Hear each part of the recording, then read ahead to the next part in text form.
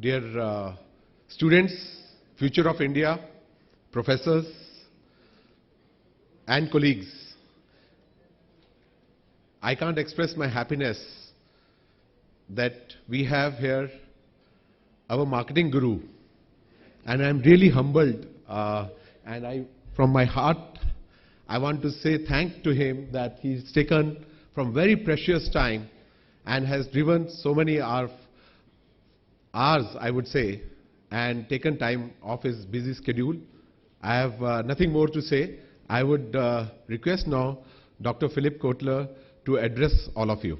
Thank you.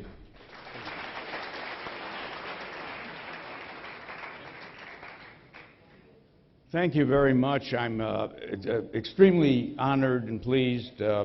Professors, students, others who are here, men, women, to have this chance to enjoy and admire your school, the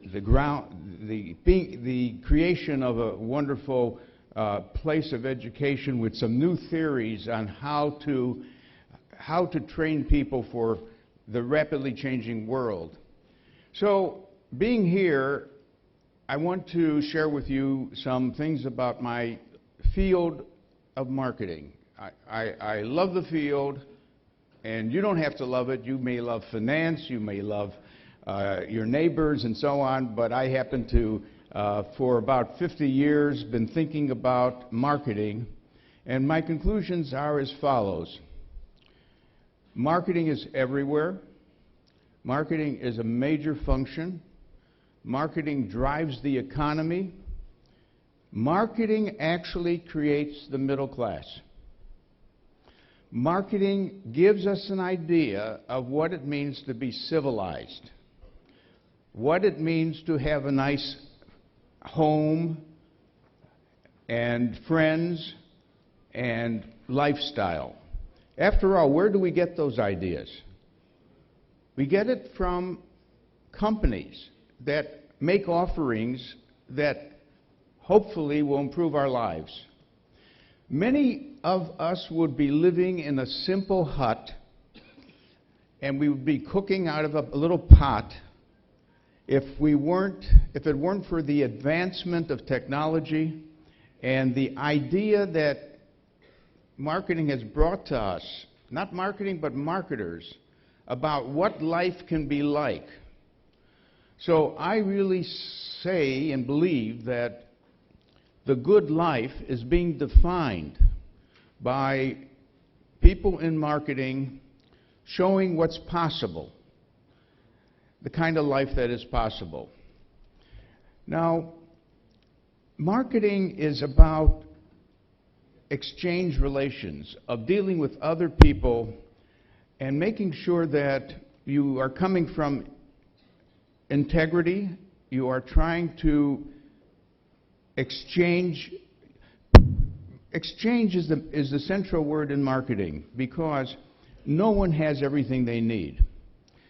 And we get what we need normally by developing some skill set, and then we put our skill set on the market, whether we are a doctor, a lawyer, a carpenter, an advertiser. We put our skill on the market, we earn our income that way, and then we use our income to trade against a television set, a better refrigerator, a bigger car.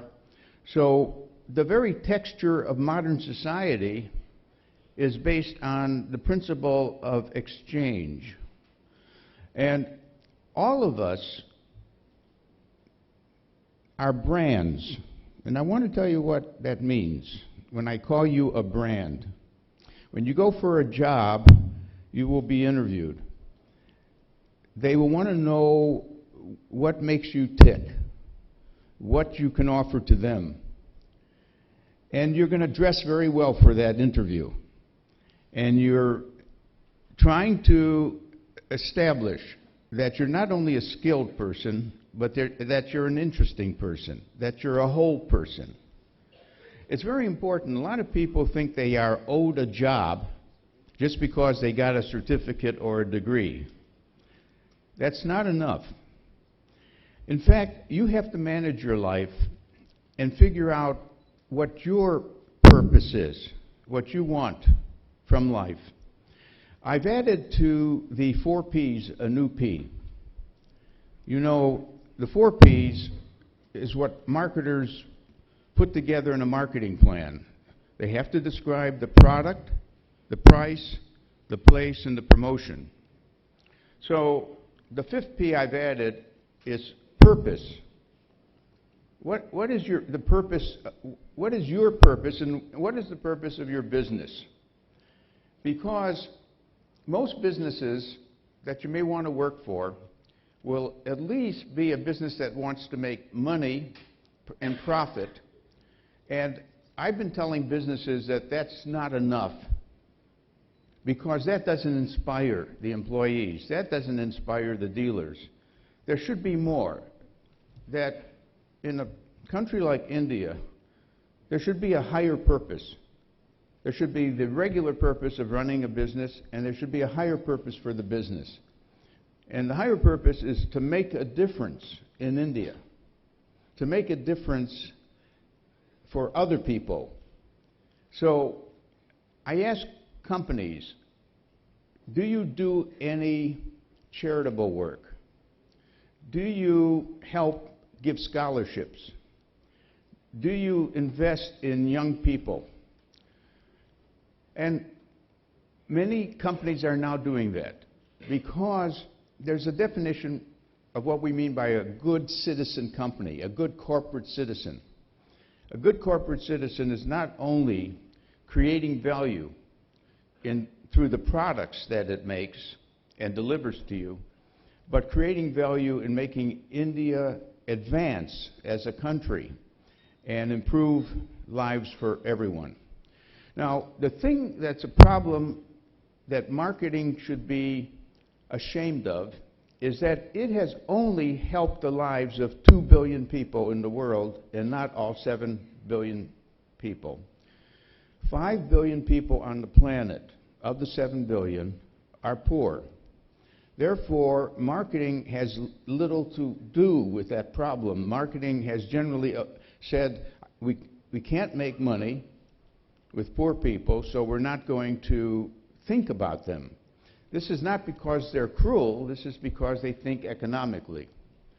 If India could only be the country that solves the problem of economic energy going into lifting the poor out of poverty, I hope some of you in your careers in companies will dedicate your thinking to how more people can realize their potential. It hurts me to see a young person who grew up poor with no opportunity, who is destined to a life of just pain and not getting anything out of life. So I've spent a lot of time trying to make marketers and companies think more about how to improve the lives of more people, and not only our own. Now, I want to say that when you go into marketing, you've got a lot of choices now that have changed from the old marketing. Years ago, students, many of them said, I want to go into marketing, and I really want to go into advertising as a part of marketing. Now, by advertising, they meant the ability to create content for newspapers, radio, TV, and billboards and so on. We call that the old media. It's not that it's old and no longer important, but we had in the old days only the old media for communicating messages, and many students would say to me, what they want is a job in that media. They would like to be making television 30-second commercials, or they would like to make print ads. Now, in the new age, we have social media. So how much should you want your career to be in the old advertising, and how much do you want your career to be in this new media? The real shortage today is in the new media. So one piece of advice I would give you is that one career opportunity for young people is to take what they know about digital life and social media and get to be very good at the social media, because the companies know that even though today maybe only 10% of their budget will be using social media, they know that in 5 to 10 years, maybe 50% of their budget will be on Facebook and Google and Twitter. So one career destination is to become a master of the new digital social media and world. But there are other things that we need also. The digital age is creating a lot of data, and we call it the big data problem. And in that data, there's a lot of hidden insights. You won't see it by just looking at data.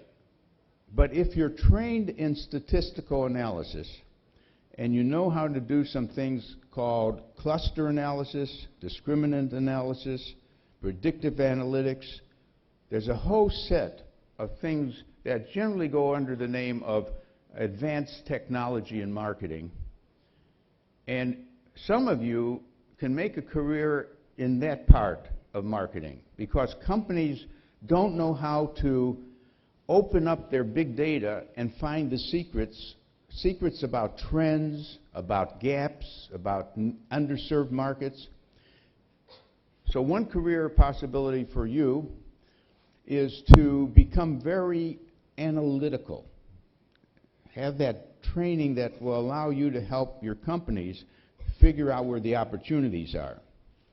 Now, there's a third thing we need as a skill in marketing, besides using social media or analyzing big data. The third thing we need are people who are creative. Marketing thrives on creativity. Now, we're not sure we can teach creativity, but we know people when they have it. If you've ever studied Mr. Richard Branson, who runs the Virgin Company, which is really 100 companies, he has it. He doesn't ever start a Virgin Company unless he has an idea of how to add something to that category which wasn't there. Even if he would start a Virgin cell phone business, let's say a Virgin smartphone, there'd be something there that he adds which is not found in Samsung or iPhone. If he goes into making an airline, which he has, that airline would have some new features that other airlines never thought of, including serving ice cream on the airplane, having maybe even a casino on the airplane. He's always coming up with a plus. So I want my marketing department of my company to be run by Richard Branson or by Stephen Jobs. You understand? So the third path for making a career is, if you're exceptional about ideas, we call it thinking out of the box. We need you. India needs more people who can create new markets, can create new visions. And by the way, it's done in so many different ways. For example, let's take Starbucks. Everyone knows that company. Starbucks did not invent coffee. Coffee was around for hundreds of years. But they reinvented the coffee experience. They looked at how important coffee is in Italy to the people just in the morning and so on, and the fine art of coffee making, and how people would gather in this Italian city and just talk to each other while they had coffee. And he essentially created a whole new idea, not about coffee, but what he calls the coffee experience. So you could take any retailer whether it's a clothier, a bookstore, and your job is to reinvent that business. Reinvent it. For example, the bookstores of the past used to be small places with a few books, nowhere to sit, nothing to eat. You would look at a book and maybe buy it or not, but you got exhausted just being there. So someone comes along and he invents the new type of bookstore, a very large bookstore, a bookstore with Starbucks coffee and pastry, a bookstore that had entertainment at night and authors talking about their books, a bookstore with tables, a bookstore with chairs. So I want you to think of the following. Some of you are not going to go and work for a big firm. Some of you want to be entrepreneurs. And if you want to be an entrepreneur, then start looking around at the retailers and see if you can imagine a much better form of a coffee shop or a bookstore or a clothing store. Look at the great thing that was done in Spain by the Zara company. Zara is a company that knows women in particular are fashion conscious and that fashions change, and they're able to change their whole store's fashion goods every 2 weeks. They felt that maybe logistically they could figure out how to change and interest people in the next fashion. The name is ZARA, and it's been an amazing thing. Then let's take another case. Can you sell shoes on the internet? Don't people want to go into a shoe store, put their feet in the shoe to see if it's comfortable?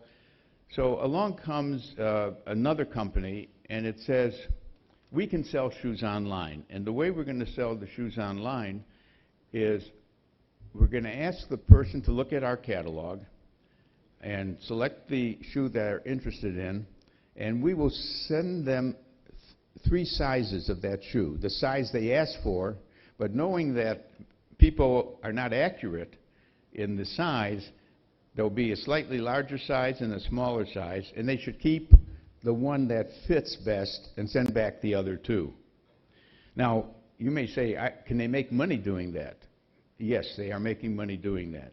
But what they have solved is the problem of, can I trust that I can get the right size shoe in the mail? Along comes another person who says, I have a different way to sell shoes.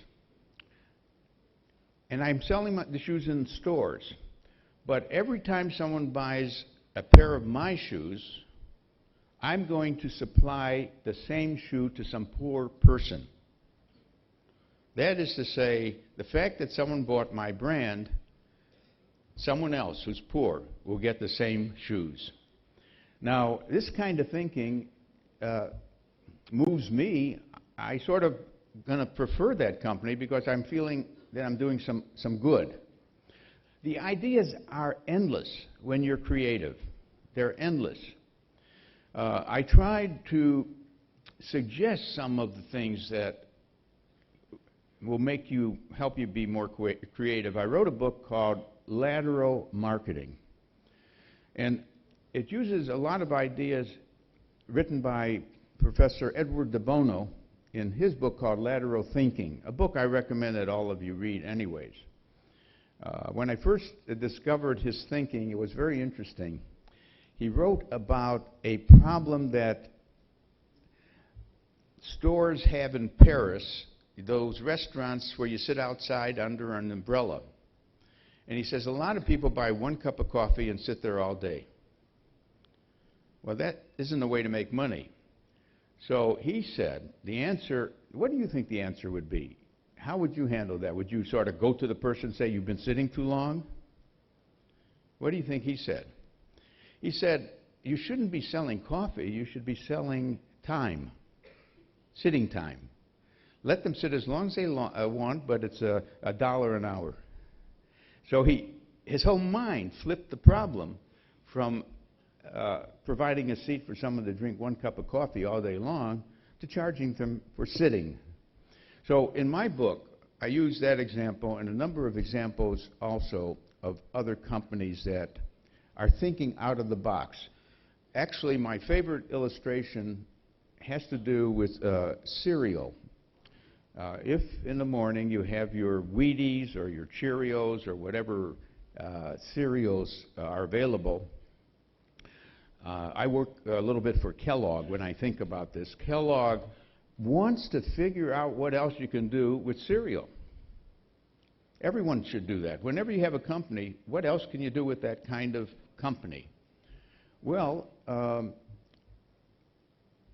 what they noticed, and this is how things happen, they noticed that some people take cereal, put it in a plastic bag, put the bag in their pocket, and during the day, when they're a little hungry, they nibble at the cereal. There's no milk or anything. They're just something to chew on.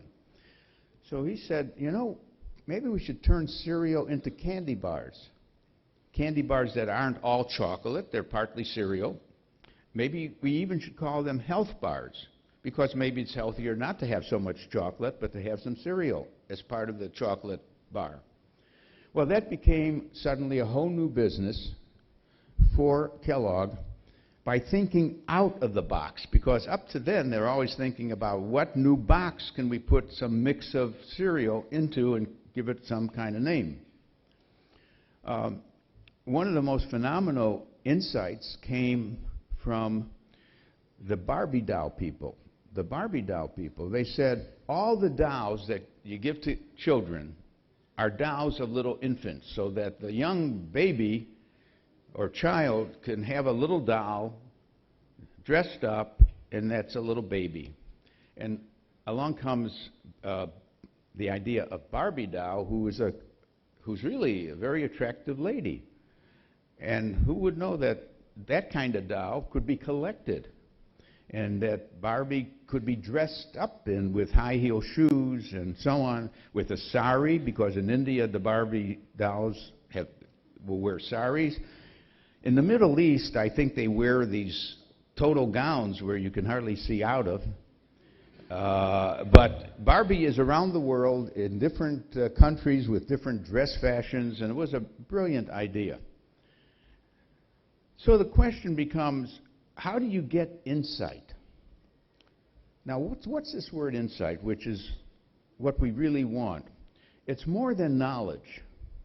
If you do a survey of people who buy your product, you'll get a lot of information about age, income, and preferences. But that doesn't mean you learned anything. So I separate the idea of having insight from the idea of having knowledge about customers. And by the way, the best way to get knowledge or insight is to live with your customers. And we call it by the following name. We say, staple yourself to a customer. Now, how do you staple yourself? You staple 2 pieces of paper. But the idea is live with the customer. Live in the shoes of the customer. You may not realize this, but when the president of Procter & Gamble would travel to India or Thailand, he always insisted on seeing customers for their toothpaste, their detergent. He could have left it to his people to study the customers, but no, he wanted to actually not only meet a customer, but in the customer's home to get a sense not only of how they live, but what the opportunities might be to improve the number of things they could have that would improve their lives. Now, he did it because he wanted to set a role model. He wanted to, here's a CEO who wants to be a role model for what a marketer should be like. A marketer should choose a target market that has needs, and to understand those needs so well that you're the one making the superior offer where your competitors are very superficial and making some offer, but you are hitting the hot button. Great marketing is when you hit that hot button that gets the customer excited. By the way, the best achievement of marketing is when you have created fans. You've not only created customers, you've created fans, followers. Who's done that, by the way? Who in India, what companies are so loved that their customers won't ever leave them? Now, I don't have the answer because I'm here only every few years. But I do know that Google doesn't lose its customers. Apple doesn't lose its customers. I know that Harley-Davidson, the motorcycle company, doesn't lose its customers.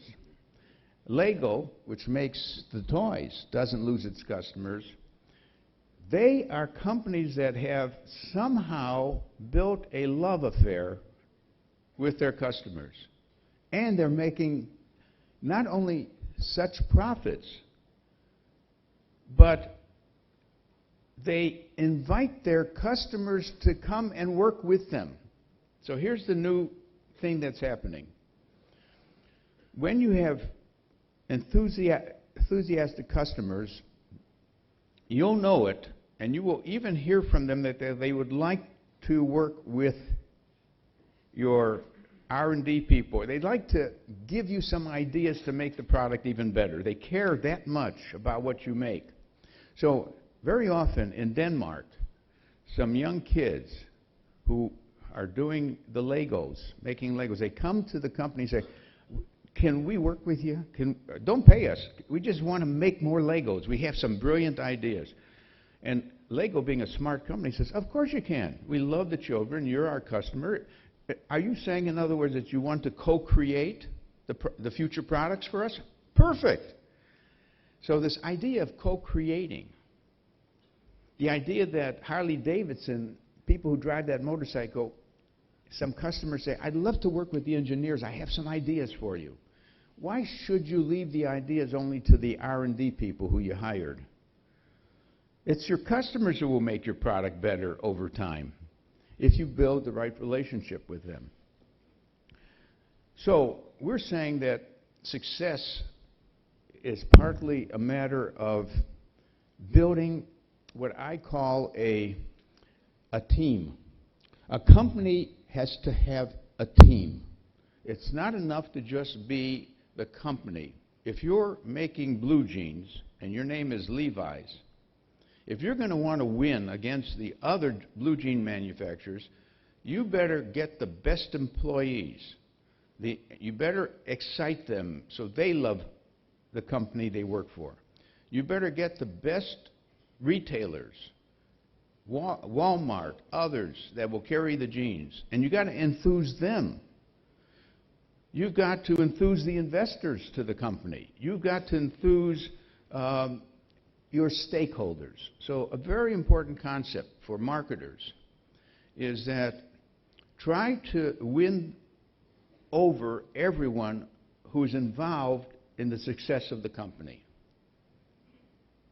Now, that's a very different theory than just make money for the owners. The old theory was shareholder value. Just make sure you deliver enough profit for them. But the way of delivering not only enough profit, but maximum profit is not to pay attention to the owners. Isn't that a contradiction? Don't work for the owners. Do what I said, and you'll make more money for the owners. So let me tell you a story. At a very well-known company called Johnson & Johnson, they say that the first group they care about is not the owners or the investors. The first group they care about are the customers. They know who they want as customers. By the way, they pick their customers. They don't go after everyone. They have segments, and they want to be a leader in those segments that they chose. So I say, all right, I know many companies start with the customer. What's this next group you care about? Now, what's your guess? What would be the next group after doing a good job with your customers? It would be your employees, because your employees are the ones who meet your customers. You cannot create 90% satisfaction of customers and only have 40% satisfaction of your employees. Because if your employees are unhappy, how can you deliver 90% satisfaction? Take a hotel. If you go into a hotel and none of the employees are happy, and they don't clean the rooms well, and they're never at the front desk when you need them, then you've lost from the beginning. So Johnson & Johnson says the second group we focus on are the people who work for us. So I said, now you're through, aren't you? Now you can think about the investors. No. There's a third group. What could that be? It has to do with the communities. We have factories in different parts of the world. And wherever we are, we care about the community. Because, first of all, how do we attract good employees if the community is a bad community? People are attracted to have a good life, and we want to contribute to improving the community where our factories are. We're very careful. We don't have pollution. We're not creating pollution. We're trying to even create entertainment, a good life for people in the community. So ultimately, the fourth group they think about are the investors, and the investors do better because of all the thinking that happened before the investors. Now, let me say a word or two about, with the limited time we have, about one other thing, and that is some of you may want to be in marketing, and some of you may want to be in sales, and those are very different skill sets. Let me tell you a story about how in Japan, what happens to a marketing graduate when he wants to work for Toyota. So he's trained, he just graduated, he knows marketing, he or she. Where do you think the first job is? Is it in the marketing department? No. So where do you think, where would that graduate go first in Toyota? In the factory. In the factory, to see how the cars are made. They want their employees to love the company and see why the car is one you don't have to lie about. It is the best car. Okay, so for 6 months, he isn't doing any marketing. He's just learning how cars are made. Where do you think he's sent next? Is it the marketing department or something else? Next, he is sent to the customer service group, where all the complaints come, if there are any complaints, where all the people have an opportunity to ask for something and get answers. Because it allows this marketing person to see what kinds of things people are concerned with, customers. After that time, the third is so important. He is put on the sales force. No marketer is going to be good if he hasn't tried to sell himself. Why would you want marketing to help sales if the marketers have never done sales themselves? So now he's spending a year on the sales force with a quota, and he knocks on doors and meets customers. Now the irony is that half the time he decides he doesn't want to continue on to marketing. He's having so much fun selling, and he thinks there's more money to be made if you're a good salesman than if you get just a standard salary in marketing. So some of them never get into marketing. But by this time, those who want to go on, they are in marketing. And then they could be one of 20 types of people. They could be a brand manager, managing a good brand, you know, and building it up. They could be a market segment manager. Maybe the company sells its product to mostly to women between ages 30 and 55. That person could be an analyst who is very good at analytics. Could be a marketing researcher. Could be so many job opportunities. The main point is, I want you to, as students, to think about, first of all, what do you want to go into marketing or sales or something else? And by the way, this is an interesting point. I have told my students to do at least a double major. A double major means to be good at two things. In their studies, they should, if they love marketing, take courses in marketing. I would also want them to take courses in finance, because the world is run on finance. The money comes from finance. If you only are a creative marketer and you're ready to spend a lot of money, are you sure you can get the money? Are you sure your marketing plan, it's got basic financial principles underlying it? So it's a safe thing to be good, even if you don't like mathematics. And a lot of people may say, I want to be creative, I have big ideas. It would be safer for you to also have a little finance in your training, so, because that's what is talked about when you move up in a company. They move up the people who could actually put numbers to whether a product will make money. So I want you to finally think that marketing and sales have to work together. And I've done a lot of writing on the fact they often don't work together. The marketing people make the salespeople mad because you, in your marketing plan, may say the product should be sold for $100 and you got to sell 100 units each month. Where did they get those numbers from, say the salespeople? After all, that's too high a price. Customers don't have the money to pay that price. And I can't sell 100. So in other words, marketing is in the command situation of setting the prices and the goals. Salespeople could rebel against that. I will know in 20 minutes of entering a company whether the marketing and salespeople are working together or fighting each other. It's bad enough that you have to fight the chief financial officer who doesn't even like marketing, who even says, why do we waste our money on marketing for these two groups that should be partners, sales and marketing, to work together? Well, let me stop here, because otherwise I will be continuing for the next 20 hours. And we got to eat and we have to do other things. I don't think we can take questions, because what's your opinion about our time schedule? I think time is short. So yeah, time is short. Okay, I hope I've left you with some things not only to think about, but talk among yourselves about. You've got to build a career plan. You've got to sort of manage your career, who you are. What is your purpose? That's the 6P, purpose. Product, price, place, promotion, purpose. So we'll leave you with that. Thank you very much.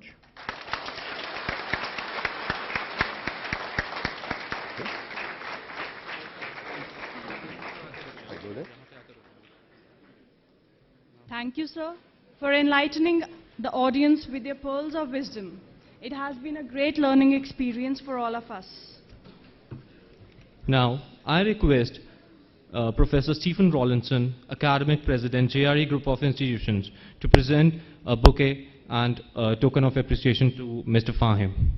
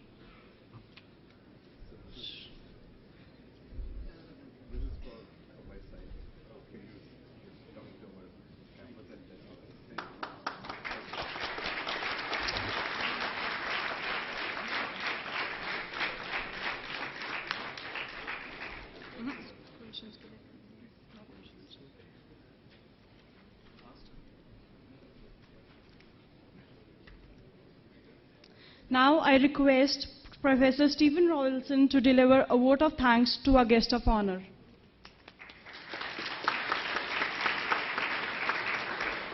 Okay, good morning, everyone. You know me usually to be a man of many words, but not this morning, because this morning I am here in the presence, as are you, in the presence of an international giant, and all of the thanks and the respect and gratitude we want to, and we rightly should, be directing towards Dr. Philip Kotler for spending his time with us this morning, for taking this long journey early in the morning to spend some time with us. We are here, Dr. Kotler, you are seeing here in front of you the face of the future of India. It is a beautiful site. At JRE, we are highly focused on creating the richest of learning environments, and it could not have been richer than this morning, with many thanks to your input. There are many people to thank, and it is always a mistake to start naming names, but certainly thanks to Mr. Harpreet Singh and his team for organising this, Dr. Fahim Kibriya, who has worked very well in much of the organisation, to Rajesh Dalal, is a member of our academic council and team, and many other people here, Professor Gandhi, and others who you see here. But first and foremost, for words of wisdom, words of encouragement, words of experience, words of inspiration, and his very presence, please, I want them in Delhi to hear your applause in much gratitude to Dr. Philip Kotler.